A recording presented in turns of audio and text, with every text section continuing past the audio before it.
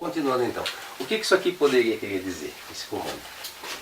Mova o conteúdo que está na gaveta 01 aqui da memória, né? Nas gavetinhas, cada uma tem um endereço, então essa aqui é 01. Mova o conteúdo que está lá guardado no 01. Por exemplo, isso aqui poderia representar a entrada da unidade lógica aritmética. Eu não lembro mais nada de programação de assembly, então se tiver alguém aí que conhece, aí dá um desconto pro velho. Provavelmente não tem nada a ver com o que eu falei aqui, mas a ideia é essa, né? Se você pegasse, por exemplo, aqui, só de olhar para isso, você já tem uma ideia dos bits da máquina. É uma máquina de 2 bits, comunica lá dentro com 2 fios apenas, os vários dispositivos.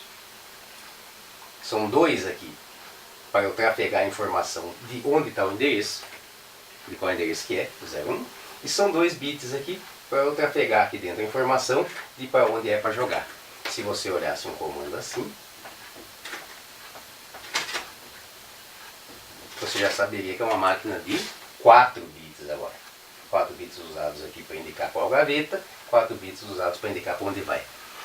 Está vendo que essa linguagem aqui é intermediária entre a sua linguagem de programação de alto nível e a linguagem de baixo nível, que é incompreensível para quem não conheça a máquina. Aqui você tem uma certa noção do que está acontecendo. É para mover um dado de um lugar para outro. Então você olha um comando em assembly, se você tiver uma mínima noção da coisa ali, você entende mais ou menos o que está acontecendo. Aqui não. Aqui você tem que conhecer exatamente isso. Toda essa estrutura para poder programar aqui. E tem maluco que gosta de programar aqui. O cara, esse autor, entende tudo da máquina, né? Do chão da máquina lá. E a maioria de nós, seres humanos normais, isso não inclui eu, porque eu sou péssimo em programação, mas programamos aqui, em alto nível, que é onde você consegue entender mais genericamente o que está acontecendo. E aqui sim, aqui eu até posso me enquadrar também, o que é que a máquina vai ter que fazer lá? Não sei com qual código, não sei qual sequência de operações, não sei de que jeito. Ela vai ter que fazer essa operação para mim que está descrita no algoritmo. Então, veja que lambança que é esse negócio. Você pode ter um algoritmo, agora é o que está acontecendo com vocês aí. A gente falou orientado para uma determinada linguagem, vocês estão fazendo algoritmo orientado para si. Mas você poderia fazer um algoritmo também orientado para a assembly da máquina.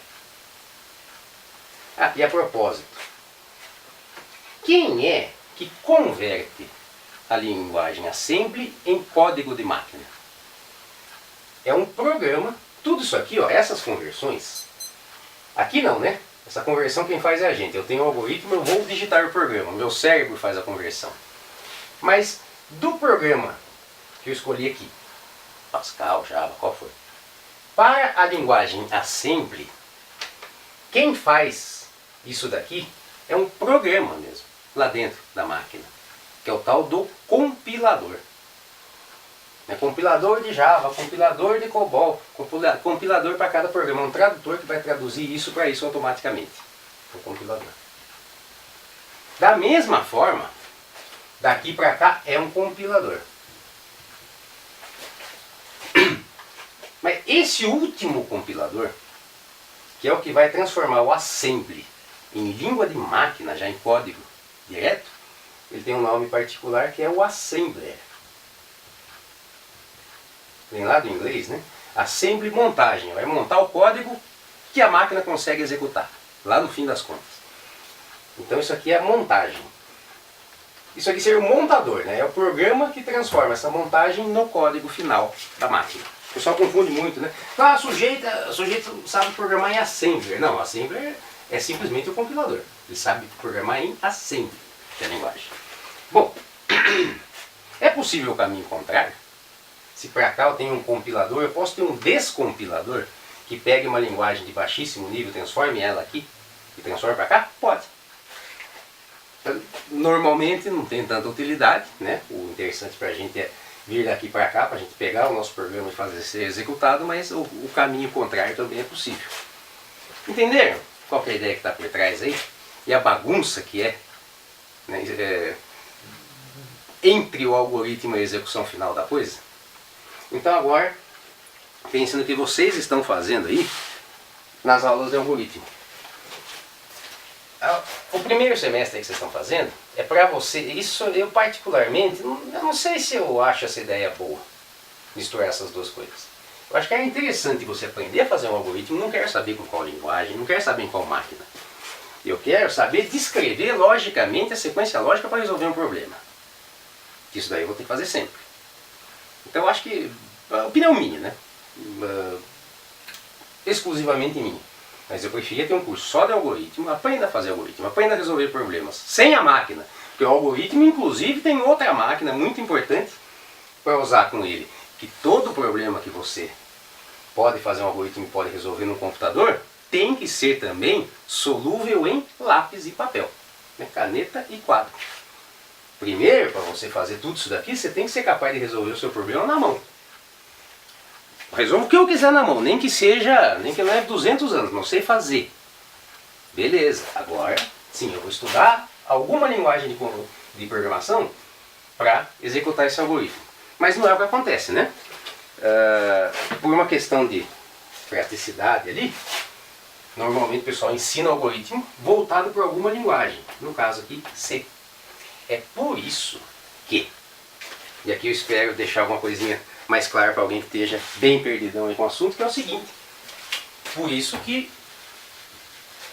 acontece algo meio estranho lá no seu algoritmo, lá no final do algoritmo, quando você manda exportar o resultado do processamento, né?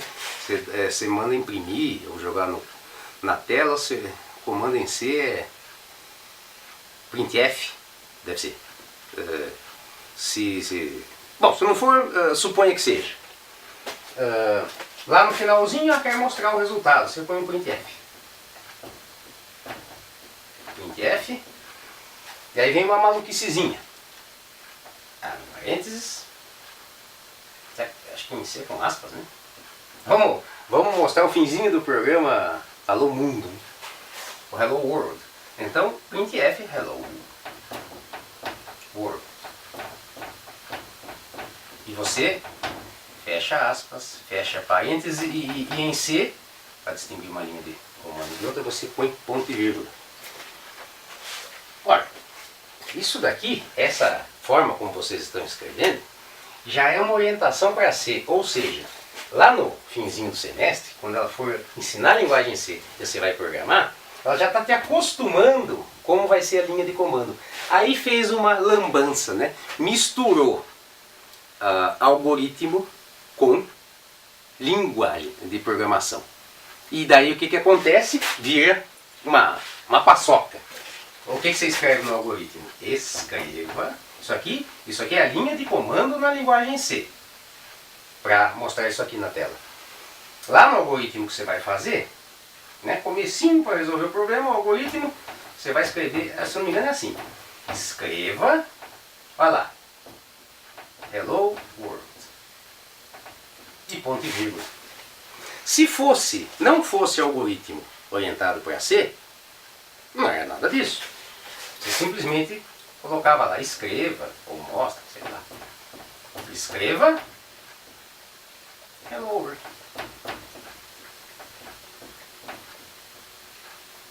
Ou você, pronto, sem ponto e vírgula, sem parênteses.